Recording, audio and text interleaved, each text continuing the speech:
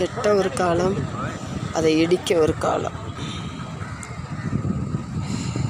கர்த்தருக்கு பயந்து அவருடைய வழிகளில் ஜீவிப்போம் என்றால் நித்திய காலமாய் அவரோடு கூட வாழலாம். அவர் இல்லாமல் ஒன்றுமே செய்ய முடியாது. பாருங்கள், எல்லாம் இடித்து போட்டாங்க. நாம் நிற்பதும் நிர்மூலமாகாமல் இருப்பதும் அவருடைய சுத்த கிருபையினாலே அல்லாமல் வேறு ஒன்றினாலும் இல்லை. வருபவரும் போவரும் எத்தனையோ பேர் இருந்தாலும் ஒருவர் வருவார். அவர் வருகையில் கூட போனால் தான் அந்த யாத்திரைக்கு ஒரு முடிவு. பரிசுத்த ஆவியானவர் நம்மளோடு கூட இருக்க வேண்டும் என்றால் பயத்துடனே நடுக்கத்துடனே கர்த்தரை தொழுது கொள்ள வேண்டும்.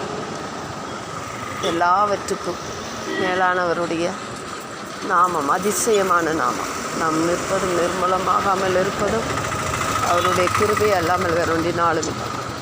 பயத்துடனே பக்தியுடனே தேவனை சேவித்து அவருடைய சன்னிதானத்தில் நிற்போம்.